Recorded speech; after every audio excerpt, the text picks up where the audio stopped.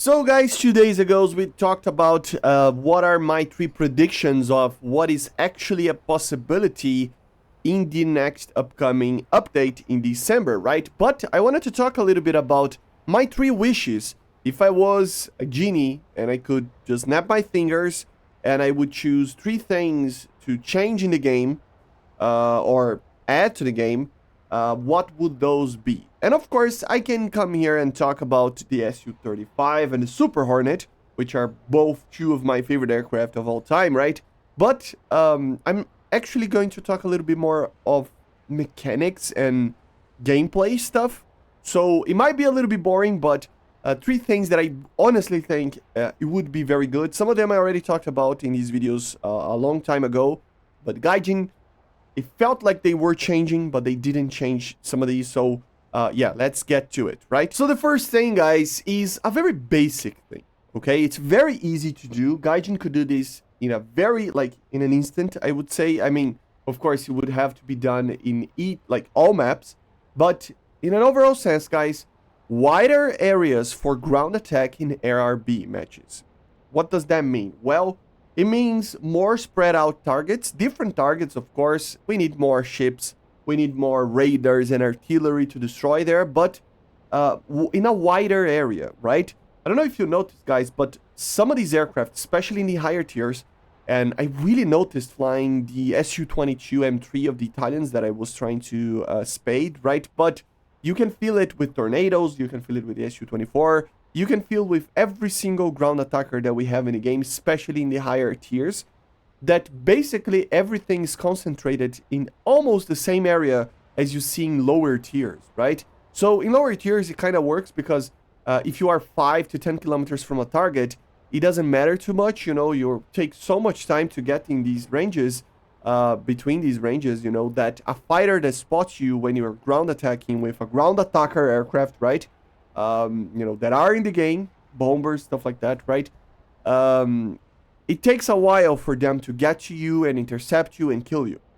But, I mean, it's not perfect. I also think there are things that need to be done there, but in jets in particular, are really problematic to do that because jets can pass these distances very quickly. So if somebody spots you, man, you are dead basically because 5-10 kilometers, it's like that, right? So it's just very easy to go through these distances, and even in the higher BRs, you're gonna be already shot with a BVR missile and you're gonna get killed, okay? So what I'm proposing here, it's a very small change that will maybe make these things be usable in air battles. Because guys, these vehicles, an Su-22, a Tornado IDS that is more advanced, a ground attacker like an A-10 or an Su-25, they're more made for ground RB, right? Or simulator battles even, but ground RB, right? And in ground RB, they have a place.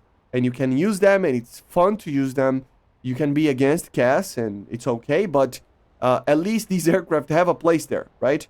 But at the end of the day, where would you grind these things? Well, you need to grind somewhere sometimes, right? You don't get too many guided stuff, especially in the higher tiers, so for example, the Tornado IDS SLE that we just got, how can you actually get the good stuff to actually ground strike against a Buck, against an Aster, against stuff like that if you are stuck? So the stock grind is pretty difficult, right? Which means that you have to grind it in Air RB match. And in Air RB, you're kind of dead because sometimes you don't get to the bases to get the kills. If you do ground striking, you don't get a lot of rewards even. Then you can use it as a fighting, like air-to-air combat, but then again, I mean, it's a really bad aircraft at that. So at the end of the day, guys, it's really problematic. So at least widening the area that these ground forces spawn in, make it to be like very wide throughout the whole map. They're spread around, so that at least somebody that is trying to grind an attacker aircraft can actually try to sneak by enemies, very far from the main area. I mean, I'm not even talking about enduring confrontation, guys, because it can be boring sometimes for an average player, right? But just in normal maps, just widening the area, increase where the targets are, increase the rewards even, and it would make it a lot of difference for these vehicles. These vehicles are very hard to play in NRB, man. Any type of attacker or interdictor or something like that, it's just problematic, okay? So this is the first one, kind of a long one, but you got the point, right? The second one, guys, it is a little bit of a minor thing, but there are multiple tanks that have this type of system in real life. I'm gonna talk about one of them as an example because this tank is a premium tank and you pay real money to get something that it's missing a real life feature, okay? So it's a little bit more dramatic, in my opinion, in this tank that I'm going to show to you guys. But this system can be added for other tanks that have this system as well in the tech tree, okay? But guys, I don't know if you know the Ramsa Go. This is a premium vehicle that you buy with real money, and it has the Ramsa Go APS system. This system in real life, guys, it is basically uses this like these sensors and everything to do basically two things.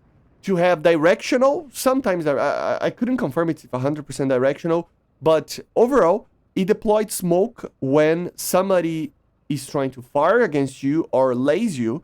And also, the turret would rotate to the target, okay? There are other tanks, like for example, if I'm not mistaken, the SEP V3 Abrams when it gets added, and some other Russian tanks, there are some tanks that have this, but how it would work, it is basically, when you are being shot like this in real life, it would basically detect that there is a missile there, and it would automatically aim to the target and deploy the smoke. So this is how it would work, okay? It's not an APS system that destroys the target or make the target do something crazy, but basically you have in the game a laser warning system, right?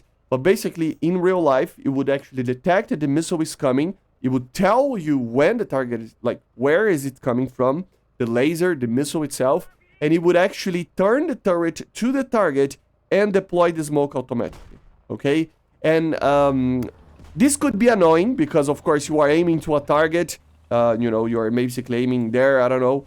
And then somebody's shooting at you and the aim would, you know, go to other place and automatically deploy the smoke, right? So it can be a little bit annoying, but having this mechanic would be very fun to the tanks that have it. Like I said, I mean, this is the most dramatic system. I mean, the most dramatic tank that would receive that, which is the Ramsa Go. But again, there are other tanks that have these in real life, or something similar to that, like an auto deploy of smoke, like with the Rosie, if I'm not mistaken. There are some tanks that could do that.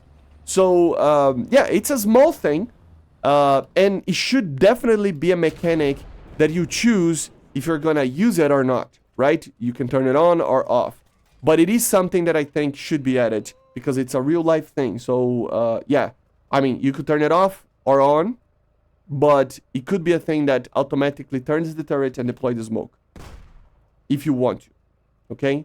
Like I said, a lot of tanks have this type of system. The Ramsa Go is the only one that you have to pay real money to think that you're gonna have certain systems and you don't have it. So I think it's a little bit absurd because you pay real money for this. But, you know, other tanks, even the SEP V3 or other tanks that got it, should receive that as well, okay? So this is my second wish.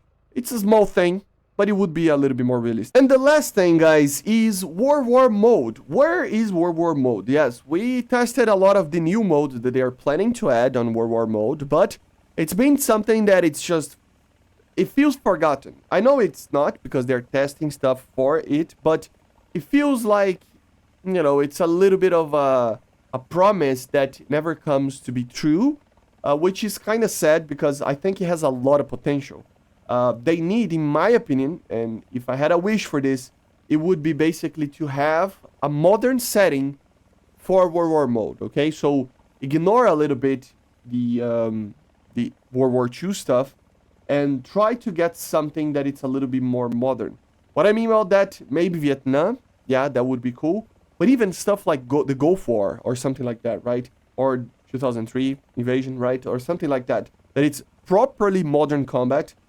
Because with modern combat, you can have plenty of more options for, you know, overall types of missions. And also, you have options of different vehicles. And also, with that in mind, you would actually have certain vehicles having certain types of missions that they could do in real life. So, for example, if you have a Gulf War kind of situation, instead of World War II, World War mode, you would have Apache helicopter missions, for example, or something like that. You would have interception missions with, you know, jets and stuff. defending of oil refineries or stuff like that, right? Attacking power plants, all the missions that they tested already and some others, anti-ship, etc., that could be actually added together with even naval stuff together in all one combat scenario, right? So honestly, guys, it would be very cool in my opinion, and they need to actually properly add World War mode again. It was a very brief test before, right? But I think they need to continue to test and move stuff around and test stuff inside the World War mode. I think it's kind of weird to just have these missions and everything that they're testing on the background, but not really putting to the test World War mode, right? So I don't know exactly what it is that they are planning with World War mode, but more modern settings would help them have more different missions and stuff like that. It would help with more players wanting to play, because honestly, right now, people want to play more stuff that are more modern than older, right? And also, it's just more missions, more types of gameplays all around, right? So if I would have a wish, it would be to have World War mode back ASAP, right? I know they're testing stuff, but if I had a wish, that could be it. And these are the three things that I would add. I know, very broad, very, mechanically, if you will, right? It's mechanics, it's not new vehicles or things like that. Of course, if I would do an honorable mention, I would ask for an Su-35, Gripen E, of course, the Super Hornet, and the J-10C, if I had any ability here. If I would ask for a tank, I would ask for the 73 Abrams that I think deserves to happen, right? But yeah, these are for specific vehicles that I wish, right? But these are three wishes in a more general sense that I think need to happen, okay? So, I hope you enjoyed. Make sure to subscribe, leave a like, leave a comment, become a patron, a member. Always helps a lot. See you guys. Bye. And let me know in the comments down below what is your three wishes for the next update. See you guys. Bye.